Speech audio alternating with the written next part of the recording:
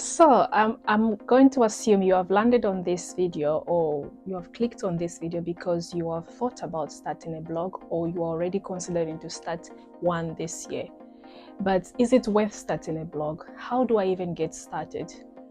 How do I make money? It just seems like everybody's just quitting their job and starting this whole thing, a blog. Should I start one as well? Where do I begin? Well, maybe you have probably asked yourself this question. I have asked myself these questions when I was just starting, and they were so overwhelming. That's why in this video, I'm going to talk about one-on-one, step-by-step, basic but essential tips and strategies for complete beginners. If you are looking to start a blog and you have no idea where to get started, this is the right video for you. Stick around till the end because I'm not going to talk about things that you probably haven't heard before. I will talk about most of the things that you are probably seeing. There's just so much information, right, on the internet, on YouTube, here on Instagram about starting a blog. But I just feel like there are some essential things that are kind of overlooked and completely skipped when people are starting a blog, and I am here to fix that. I'm here to encourage you and share my complete honest tips on how to start a blog the right way. Do not rush it into something that you are not ready for, and it makes the work easier in the future. Just trust me, it's a lot of work, just like anything. So you want to make sure you start it the right way.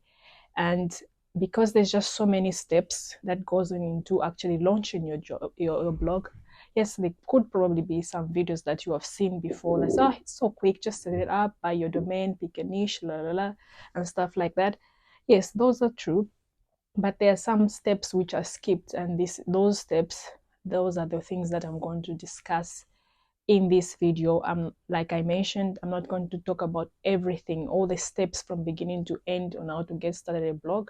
I am thinking of starting as a series because there's just so much things, and I don't want to keep you long watching me for an hour explaining. I'm going to break this into series where I'll be breaking down each step further to help you get on the right path as you are thinking about starting a blog. So maybe you are probably asking yourself, why should I start a blog in 2024? Well, there are many life-changing reasons why anyone should think of starting a blog. It could be maybe you want to advance your career, you want to generate a passive income. Who doesn't want extra money, right? I know I want. I don't know about you guys, but I know I want always to have some sort of extra income. Or maybe you want to spend more time at home or to make connection. I cannot even emphasize more on that. I love, for example, my Instagram community. So there are so many life-changing reasons why anyone. Yeah, so guys, for the purpose of this video, we are only going to discuss 2 steps you should follow when you're starting a blog and the best way to do it.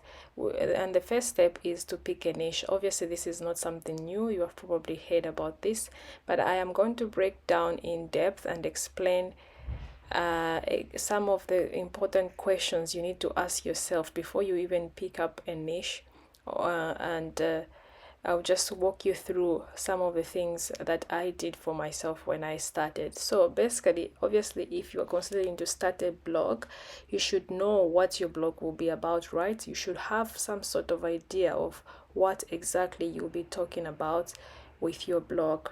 And this will help you to have an understanding of the sort of blog name that you're going to pick.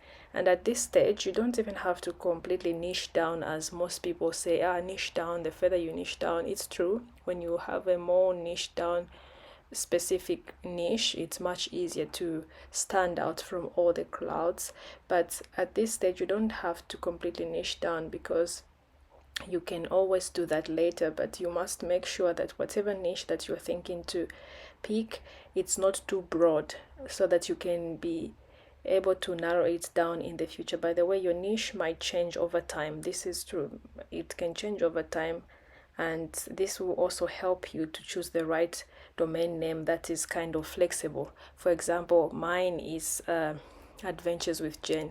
With this niche, it's not too restrictive. It doesn't limit me to just talk about traveling and all those sort of things. I can niche it down further. Like, I know that travel is not a niche. I can niche it down to travel, for budget travel for couples, for example, because I travel with my husband. I can still use the same niche and domain without having to change anything. So this is something that I did from the beginning, and this just helps you. So when you look at this screen here, there are some questions that you should sit down and answer honestly, because if you're setting up to have some sort of profitable blog in the future, you should know why you're starting this.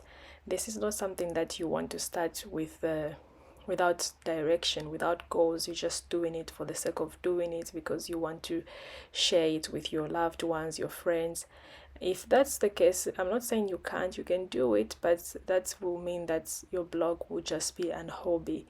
It will not have some sort of way to monetize in the future. But I'm specifically talking about starting a profitable blog in the future, and the best steps to follow is what I am referring to here. So you want to make sure you know your why, and you have your vision, and you list down those things, because this will help you further as you go onto this process. And another question you have to ask is, are you ready to commit to making it work and profitable in the future for yourself? Because this is some of the things that I think a lot of beginner bloggers completely skip and just say, oh my god, I saw Jen started a blog, I also want to start, or someone else, not necessarily me, without thinking about the hard work that goes behind all these successful bloggers that you see, because it is hard work. These success stories you read about on Instagram or you watch on YouTube here, they didn't just happen overnight. They take so much time to actually get to where you see on the surface. So are you ready to commit to do the same for yourself? So this is the question that you need to ask for yourself. And another question, Time to uh, brainstorm your actual niche ideas. This is just an example of, let me try to see if I can zoom. This is just an example of mine. Well, it started with Instagram. Before I launched my blog, I had written down a number of ideas of what I want my blog name to be. I started with my Instagram. And when I started first, I didn't have the Adventures with Jane, which you see now if you're new on my Instagram. I used to be called the Travel Collective. Back then, it was making sense. It was cool. I didn't think so much into going into launching a blog. So I had this, and obviously, when I started this whole process, I had to change this name. Travel Collective is just too broad. I can't be an expert in all things related to travel. This is what they mean when they're saying niche down. So you have to be careful not to pick a niche, especially for your blog name. I think for Instagram, you can change it easily, like I did, but for your domain, it might be difficult, maybe. If you have already started a blog and stuff like that, you can't just be changing domains. And anyway, I'll talk about that in other future videos, why you can't just switch from one domain to the next like we do on Instagram, if that makes sense. So basically you brainstorm, and then you have an idea, because the the the name that you come up for your blog is usually what you can use for your blog domain, like on the next step, which we are going to go through. But before we go through there, I will talk to you and walk you through a template which I created for myself as a guide to help me. I'll just change screens and show you on the other side. Guys, as I was saying, this is the templates I used for when I was planning to start my blog. I created this myself. Obviously, we got so much inspiration from elsewhere, but I made this, and it's really just helped me when I was starting. And I have actually created these templates free for you guys, if you are interested to follow the same, it's pretty easy. Just fill in and write down whatever you want to do. I'll leave the link to it in the description. So basically, this is like here where it said start here. It's just basically what I was telling you previously. You ask yourself and these questions and write down your goals and your visions for your blog, and then you move on the goals and brand attribution. This is where like this is relating to picking up a niche. So after you have answered these questions, you have had an idea of what your blog will be about. It's actually you have brainstormed, and you are thinking now to get your domain, right? This is just some of the steps that you can think about when it comes to helping you answer those questions and picking a niche. So basically here, when you write down goals, it gives you clarity and focus on what exactly you want to get out of your blog. So you should just read through this and you will know what you'll be aiming for right from the beginning. And one important thing, you should make sure whatever goals that you're setting for your blog should be SMART goals. You know what SMART goals are. They should be realistic, time-bound, actionable, realistic, and timely. For example, for me, when I was started my blogging journey, like when I was planning, I set myself a goal a year before launching that in 6 months I should launch my blog, and I did. That is was a SMART goal. So you should be aiming to have SMART goals with your plans. And I have targets even now. This year, my blogging plans are different. I'm aiming at different things. And because I started away from the beginning setting these goals and I know what I was getting into, I'm not too worried about simple things, which I usually not spoken about. So yeah, just think about that. Write down your goal, and this is just a table to guide you through. And here on this second column on brand attribution examples, this is basically like I have mentioned, I don't want to repeat myself and sound like I'm lumbering all over again. Like when you have chosen your niche, you have picked up a niche, and now you are actually going towards to get your domain and actually, oh yeah, you are doing this, you have made that decision. You should start thinking about also you're creating a brand. It's a business. So think of your blog as a business, and what this brand attribute means, I've given you some examples. Like it's just basically the the user interface, we call it in design, how your blog will look like. Will it be an elegant blog? Will it be stylish? Will it be like clean and simple? This is just what this means. It's nothing. I usually use this for even when I'm doing my design work. So it's the same concept. So for example, you can look at other people's blogs, those that inspire you. Like you go on their blogs and you see if you like something that you like about them and you want yours to look the same. For example, for me, if you go on my site, where is my site? Sorry, just trying to hold my mic and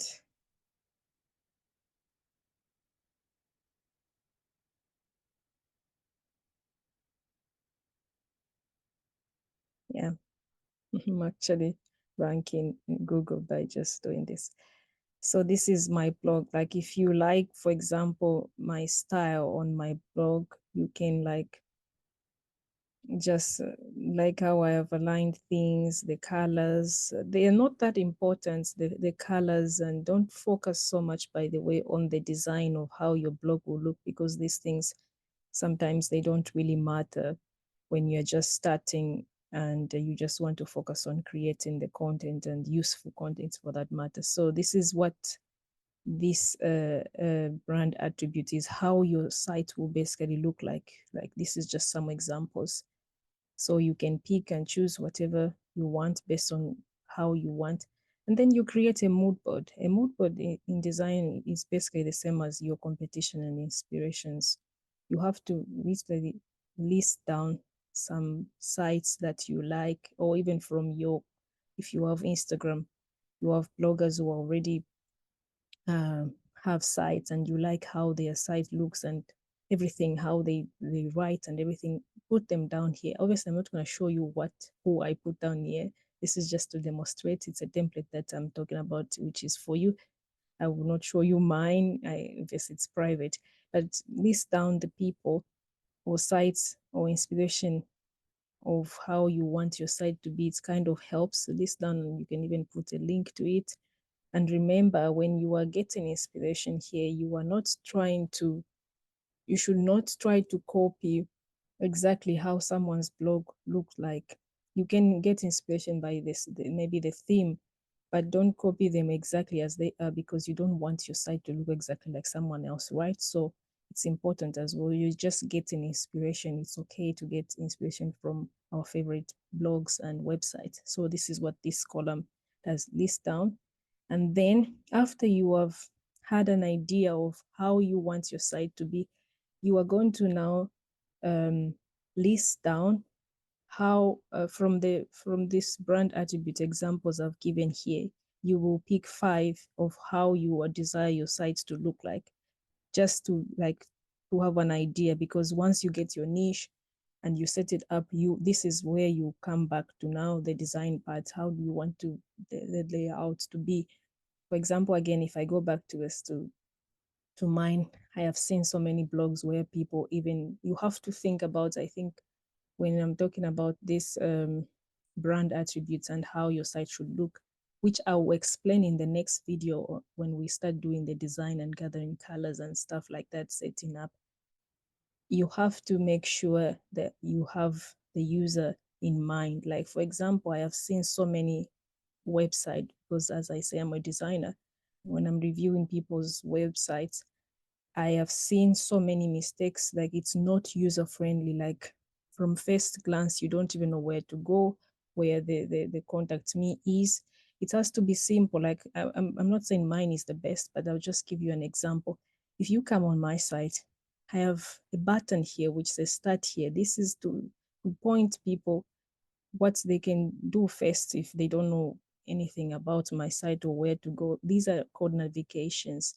You have to have notifications in place and how they are. Start here to lead them to what they can expect about me, newsletter, and some privacy policy and destination. This is what these things, they look small, but they're important to for not just the way your site looks, but for the user. You don't want people when they come to your site, they are confused. Oh my God, where is the contact me button? Like, oh, how do I reach out with someone? Yes, for mine, you can't see contact, but if you say work with me, they will find my contact details here. You have to make sure that at first glance, you're not going to push away visitors from your site, because you don't want so much high bounce rates. It's not good for your site and SEO. So yeah, let me not talk too much about that and come back to the template. So basically, that's what this goal and attribution column is all about. And then whilst you are picking a niche as well, you should also think about how you are going to monetize your blog, because I feel like this is something that is overlooked as well, because most of us think like, oh, I have to be a big blogger for me to start making money. No, you have to start thinking about how you make money from the beginning. For example, for me, yes, I'm a new blogger. I don't have huge income reports to prove that, but I have actually made some money on my blog already, because I had already planned and had ideas of how I can monetize my site from the beginning. And by the way, you don't need to be a big blogger to start making money. From the beginning, have these things in place. Think about these things as well. So for example, here, when you list down your niche idea, for example, this budget travel for couples, it's a niche idea, right? Like I was explaining. And I have this column which talks about how I can monetize such a niche if I started a blog. I've listed down, it's self-explanatory here, you can see. And then also, not just will you list down the monetization processes of your blog, you also have to weigh the pros and cons of each, so that you prepare yourself mentally. Because if you're, like I said, going to enter this journey with the expectation that once I launch my blog and write a few things about my trips, I'm going to make money, you will be disappointed. So it's important to prepare yourself mentally as well by doing like some sort of SWOT analysis, pros and cons. What are the things that other people that you are inspired from are doing, which are working for them? And what other things that they are not doing, for example, which you could do and use those as opportunities to make money for your blog. So that's what basically what this means. Think about that, and then you just list them down. It's quite helpful to come back to and have everything in one place. I really loved working on my templates, and it was quite helpful. So, and then after that, you are going to create a user persona. This whole process, by the way, I hope I'm not confusing you, it's still part of the process of picking a niche and some of the things which are not really considered when people are picking a niche. So this is part of the step. I'm just breaking down. This is step one still. So a user persona basically is your target age audience. It's just a term that we use mainly also in design. It's just some fancy words. A user persona, it's your target audience basically. So you have to think about these people that your blog will be for. Like I mentioned, your site is not for you. It's for this person that you should have in mind. And this is just like a generic overall of how a user persona, some of the information you should gather about the potential customers for your blog or anything right from the beginning. Just do, you don't have to do too many. I have done an example of myself. I'll show you in the next. So it's basically, like I said here, it's self-explanatory. The user persona is basically profile, a person, a real person, by the way, not some some person, imaginary person in your mind. These people should be real, because you are going to have a blog that real people will be coming to look for answers, right? So they should be real. It's just some processes where we use in UX design when we are looking for UX research. So you should know their age. And maybe in case you're wondering, like, but how do I know their age when I don't even know they exist? There are so many ways. I will show you just how to do that. There's so many ways you can know this information. So, like I even stated here, that your blog is not for you, it's for your audience or your customers. It's just you read this information for those who want to use this template, so as a guide, and really think about them. Like, these user personas are important. For example, if you are trying to your blog is going to be like exclusively luxury travel. If you are thinking, you think of me, for example, I'm a budget traveler, I'm not your ideal customers, because I am not really into luxury travel. So you should think about, what would Jen want with my blog? Like, if I were to create something that is luxury, would Jen like this sort of thing? So think about your users in that way. This is just like examples and guides. And this also, this question, like, what would a 30-year-old Sari think of this color scheme? This falls back into your brand attributes, how your site will look like and stuff like that. I will break down all these things further on in other videos where I talk about picking colors and how to pick the right colors, what this the color psychology and stuff like that. If you are interested in those sort of things, please do let me know in the comments, and I'll make videos on how to do that. So yeah, this is just basically, it's self-explanatory. And this is just some more information about how to gather information of your users and exactly how you get information. It's quite easy. You can ask customers. Like, if for me, I already had like an Instagram account before I launched my blog, I would usually ask in my stories, and you do some survey. It's just quite easy. Or you just use your social media or Google Analytics if you already have a site or your YouTube channel, all these sort of things. And social media is fine. Believe it or not, you can just go on someone's social media, you spy on them, you see how what's their behavior is like. It's so easy to get some of this information, and sometimes you can just speculate that people like these sort of things. Like for me, for those who are on my Instagram and they are my constant Instagram story viewers, they already know that I'm cheap, for example. So this is something they know about me already. You can use this, Jane is cheap. So if I create something about cheap things, she'll probably be interested.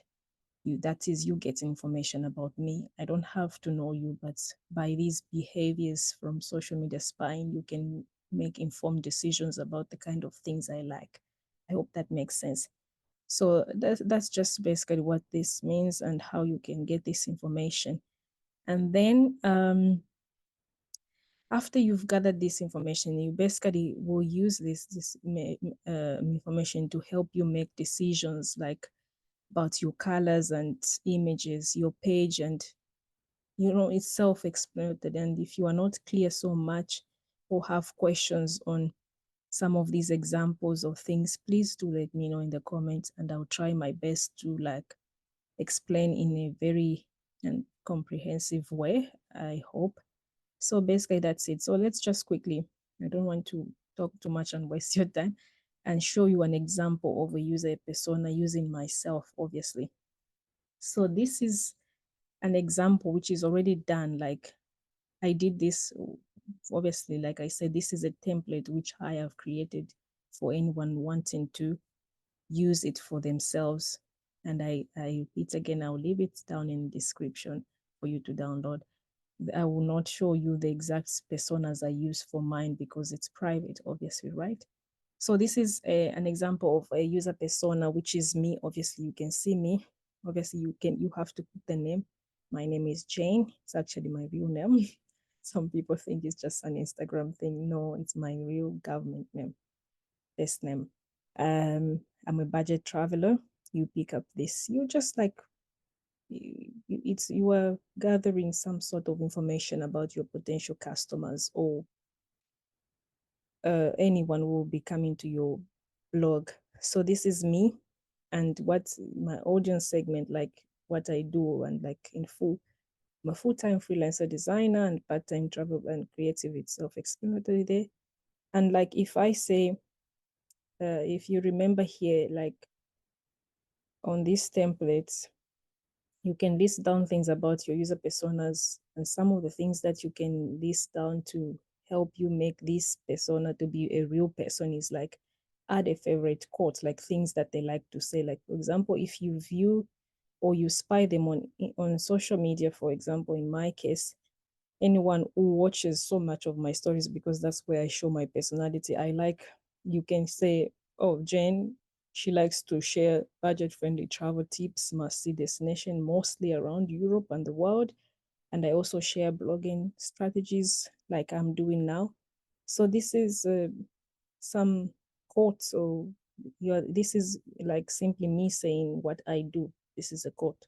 That's what it means.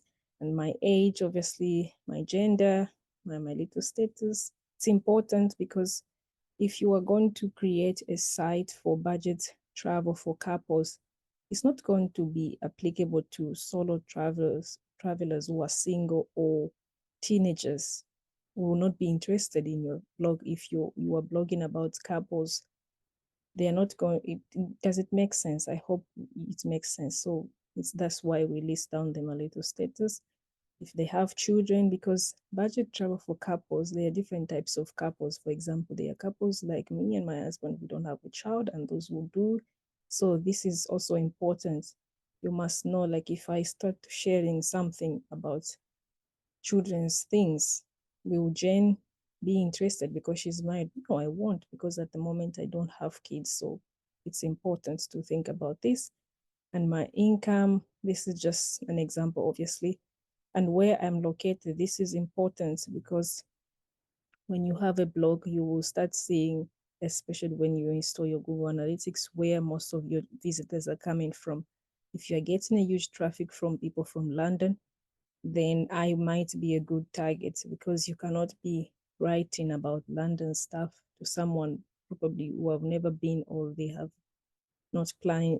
I think it's self-explanatory, guys. Yeah.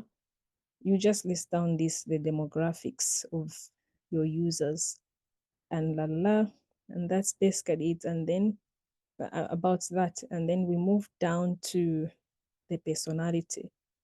You have to kind of make an informed decision of their personality type. Again, I come back to social media. It's a very good free place where you can gather such information, just like we follow celebrities when they are talking about their life. It's the same thing. Like, you can do the same thing. Like, for example, some of the questions you might ask if you are gathering personality information about your users, it could be their goals. What are they currently working on in life, business, and relationships? So I list down some of mine because I don't want to pick up on people. Yeah. For example, for me, my goals is I am running social media channels, as you can see. I am passionate about sharing travel experiences and all those things. I am married and I do slow travels with my husband and mostly in Europe. This information is important. You can see even on my Instagram, I have said I am exploring Europe. So if you have anything or travels about Europe and you want to share, I might be a good target for your blog, if that makes sense. So this is what this means. And business wise, like, you can make some informed decision by just spying on my stories on my Instagram.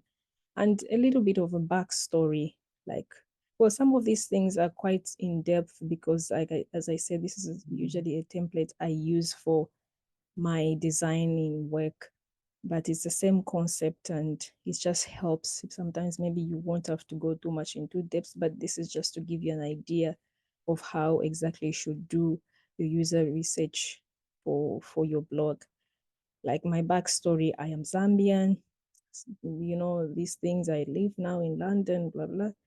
So if you probably have some sort of information to share about traveling in Zambia or South Africa, I might be interested because I'm from there. This is what this means.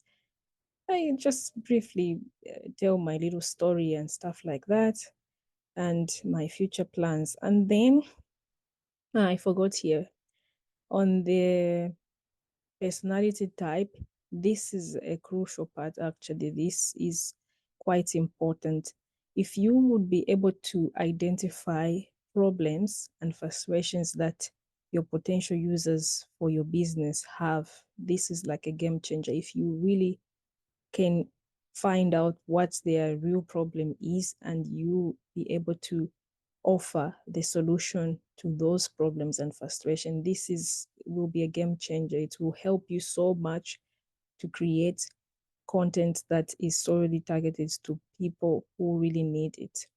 So it's important to identify the problems. And how do you identify problems? Like I said in the previous uh, slides, where you can do surveys, sometimes you can ask questions. Like, it could be like, maybe if you are trying to find out when your Instagram audience are mostly online, you can put up an Instagram poll story to ask, when are you most active?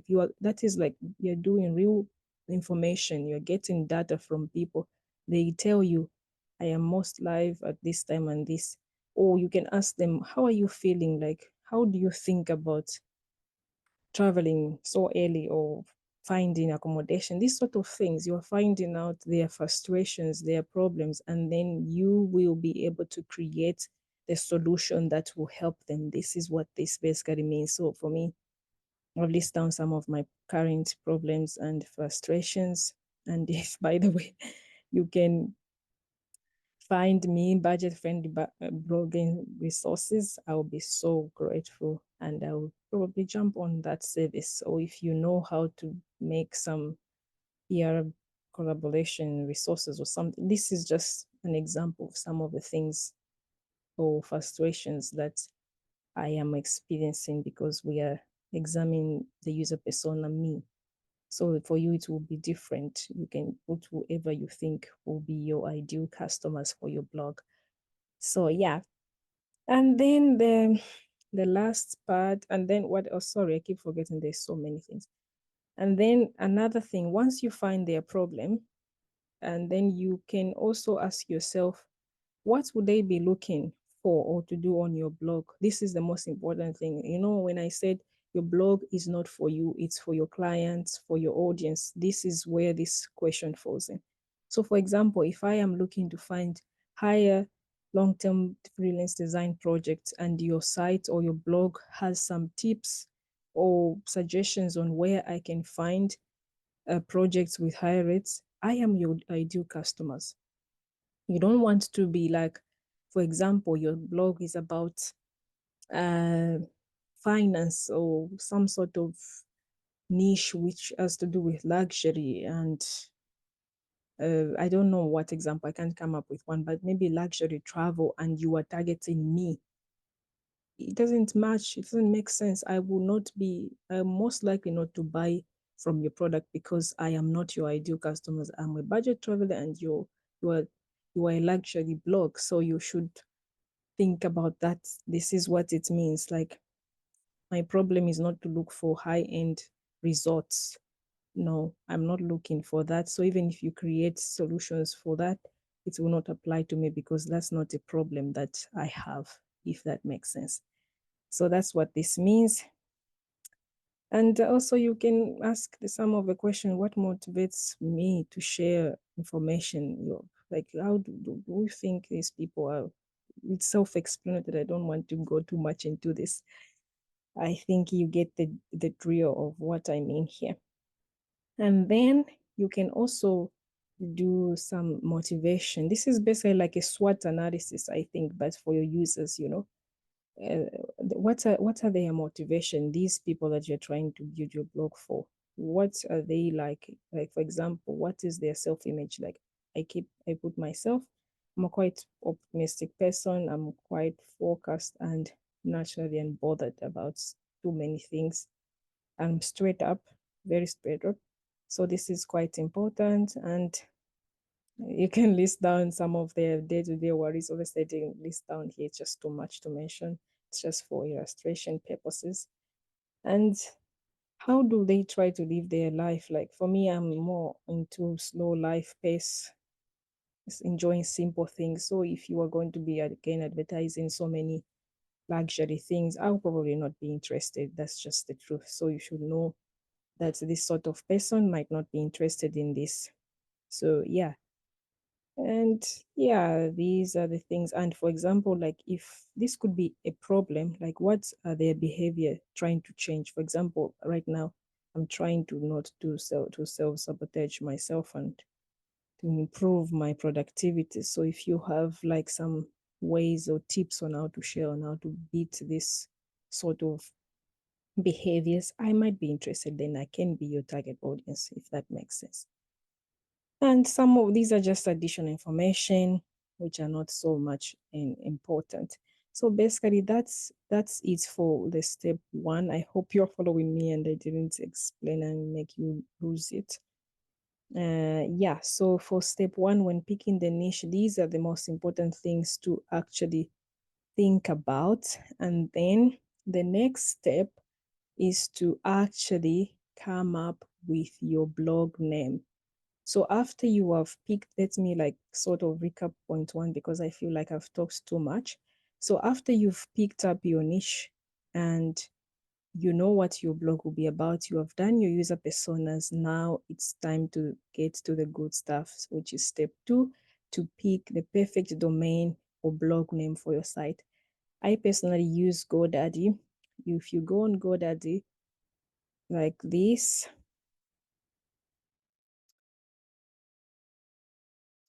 sorry, GoDaddy. It's one of the companies where sites where you can buy a domain. There's so many, but this is my complete favorite. So this is the GoDaddy where you buy a domain. You can read through about them and what they do. So basically, you just come here. Let me just plug my mic here so I can type. Yeah. So for example, if I type in, let me say, Jane in Wonderland, and I say, find me a domain. Just have to wait for a few seconds. So it found, you see, And if you can, what's you can see here as well when you're picking your domain, sometimes maybe the domain that you picked up might not be available. That means someone has taken it. Don't be discouraged.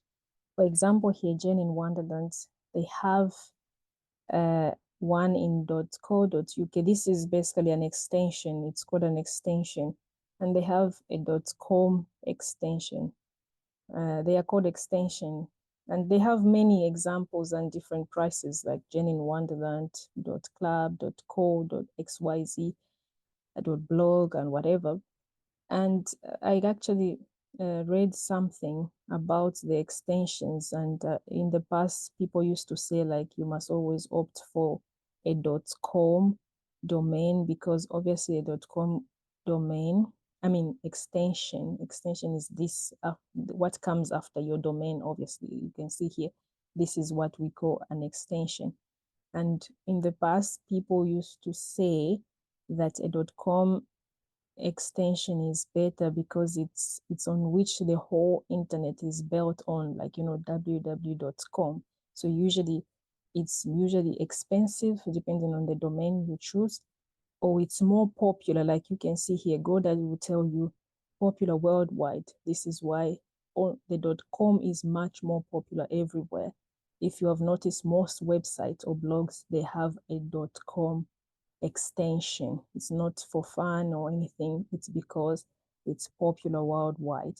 But I recently, like I was saying, read an article where someone was saying that before we used to think like, oh, if you have a .com extension, you rank higher on Google. But I think the CEO of Google said something, allegedly, I don't want to be sued or anything, that it doesn't matter your extension, as long as what matters is what's on the site and how relevant it is to the search queries. So don't worry too much about your extension. If you are looking to find your domain and you can't find a .com that suits your ideal blog name, don't stress, just get whatever applies to you. But I personally would recommend you to pick a .com extension, because obviously it's popular worldwide. And I'm sure you know everyone has a .com. Almost every site has a .com. And some people have .co.uk, and this is why it picks it up, because I'm in the UK, and anyway, GoDaddy is a UK company. Yeah, so I have another domain for my design work, which has .co.uk, because I am a designer based in the UK. This is just a country. I mean, this is to show you that this website is based in the UK. There's so many. For South Africa, it's ZA. For Zambia, it's ZM. So it's different, depends on the country. And there's so many examples and the prices. And also another thing, when you're picking a domain, GoDaddy will tell you if it's available. Let me test with mine. If I search Adventures with Jane, it probably will not be here because I already have it. Adventures with Jane. This is the domain. Let's see, looking. It brings up some of this information. It can't find it because I already have it. I already taken it, and it's just telling me to, recommending me to have like some sort of protection. Blah, blah, blah. So it's taken. You can't use it. Or maybe let me redo this again. Adventures with Jane, just to give you an example. So yeah, you can see it can't find the adventureswithjane.com because obviously I have it, but it can find adventureswithjane.co.uk. This is quite interesting to know. You see the price and all this and all that, and then it has some suggestions. There is this one with a .com, and you should also pay attention that the domain with a .com extension, they are usually expensive. Can you see this? They are usually expensive because they are popular everywhere.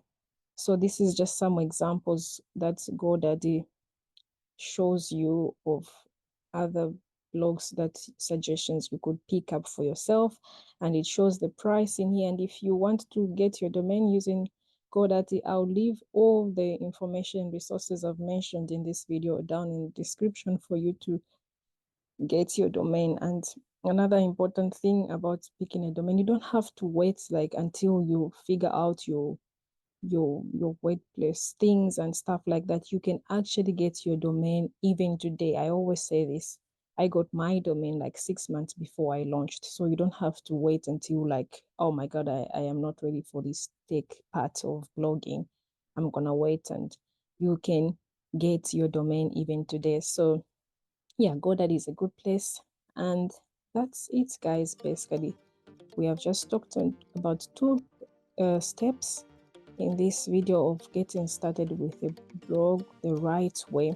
And in the coming videos, I will break down on how to do the setup. Now you've got your domain, you have to get your hosting and set it up on WordPress, and then put like coming soon. This is what I did, so that you can work on other things like writing your about, setting up all these things.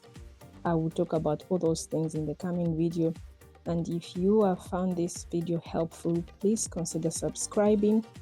And if you have any questions, something that was not clear or explained properly, please leave the questions in the comments, and I'll try my best to kind of go through in the next video. Thank you so much, guys. I hope this was helpful. And again, one more thing, if this video was helpful to you, or you know someone that might find it helpful, please share it.